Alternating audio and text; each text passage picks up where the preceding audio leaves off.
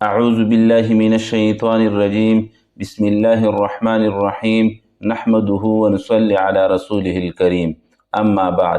پیارے مسلمان بھائیوں، خوش آمدید ہے ترجمان الکتاب چینل پر۔ آج ہم بات کریں گے ایک اہم عقیدے کے متعلق، کسی نبی یا ولی کو وسیلہ بنانا کیسا ہے؟ رسول اللہ صلی اللہ علیہ وسلم اور اولیاء کرام کا وسیلہ، بزرگوں کے طفیل دعا مانگنے کی حقیقت کیا ہے، اور کیا دعا صرف وسیلے کے ساتھ ہی قبول ہوتی ہے؟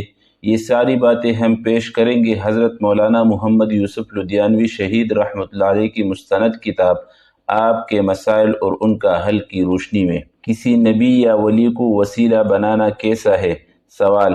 قرآن شریف میں صاف صاف آیا ہے کہ جو کچھ مانگنا ہے مجھ سے مانگو، لیکن پھر بھی یہ وسیلہ بنانا کچھ سمجھ میں نہیں آتا۔ جواب۔ وسیلہ کی پوری تفصیل اور اس کی صورتیں میری کتاب اختلاف امت اور صراط مستقیم حصہ اول میں ملاحظہ فرما لے۔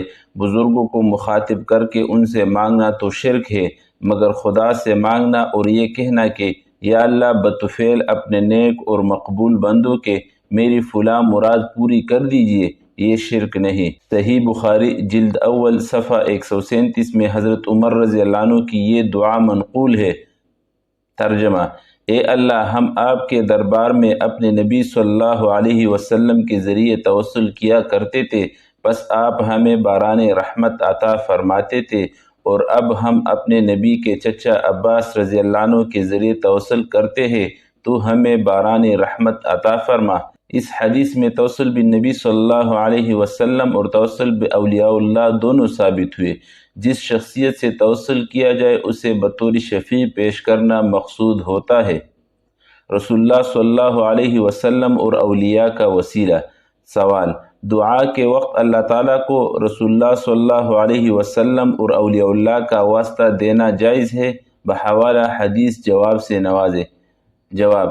صحیح بخاری جلد اول صفحہ 173 میں حضرت عمر رضی اللہ عنہ کی یہ دعا منقول ہے۔ ترجمہ۔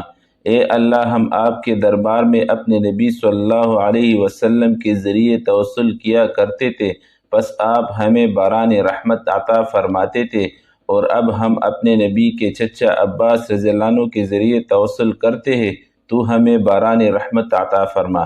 اس حدیث سے توسل بالنبی صلی اللہ علیہ وسلم اور توسل باولیاء اللہ دونوں ثابت ہوئے۔ جس شخصیت سے توسل کیا جائے اسے بطور شفیع پیش کرنا مقصود ہوتا ہے۔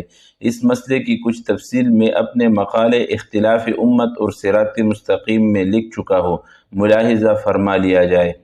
بزرگوں کے طفیل دعا مانگنا۔ سوال۔ میں قرآن کے ذریعے سے یہ پوچھنا چاہتا ہوں کہ واحد اللہ سے دعا طلب کرنی چاہیے یا اللہ کے حبیب صلی اللہ علیہ وسلم کے وسیلے سے دعا مانگنا جائز ہے، اور 1,24,000 پیغمبروں کے وسیلے سے بھی دعا مانگ سکتا ہوں یا نہیں؟ اور پھر جتنے بزرگ گزرے ہیں جیسے داتا دربار اور خواجہ غریب نواز اور بھی بہت ہے، ان کے وسیلے سے دعا مانگنا غلط ہے یا صحیح؟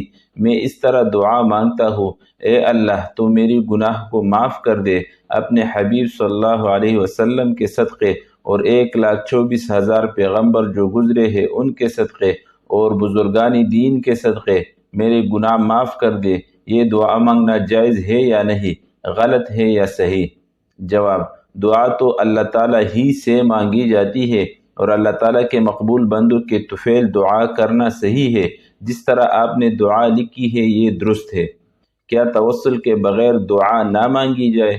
سوال۔ اگر کسی بزرگ کے توسل سے کوئی شخص دعا نہ مانگے تو کیا اس میں کوئی حرج ہے؟ براہ راست خود اللہ تعالیٰ سے دعا مانگے قرآن شریف کی کسی آیت سے ثابت ہے یا نہیں؟ کئی علماء کرام اس کو جائز نہیں سمجھتے۔ آپ کے کراچی شہر میں ایک ڈاکٹر صاحب بنام کیپٹن مسعود الدین عثمانی نے تو شرک تک پہنچایا ہے۔ جواب۔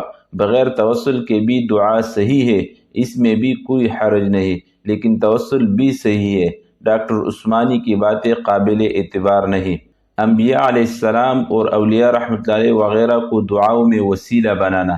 سوال۔ ایک صاحب نے اپنی کتاب وسیلے واسطے میں لکھا ہے کہ جو لوگ مردہ بزرگوں، انبیاء کرام علیہ السلام، اولیاء یا شہداء کو اپنی دعاؤں میں وسیلہ بناتے ہیں یہ شرک ہے۔ جواب: ان صاحب کا یہ کہنا کہ بزرگوں کے وسیلے سے دعا کرنا شرک ہے بالکل غلط ہے۔ بزرگوں سے مانگا تو نہیں جاتا، مانگا تو جاتا ہے اللہ تعالیٰ سے، پھر اللہ سے مانگنا شرک کیسے ہوا؟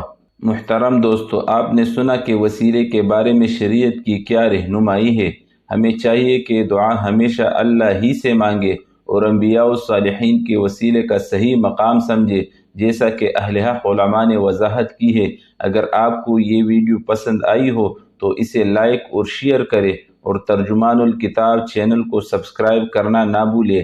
مزید مستند دینی مسائل جاننے کے لیے ہمارے ساتھ جڑے رہیے۔ وآخر دعوانا ان الحمد للہ رب العالمین۔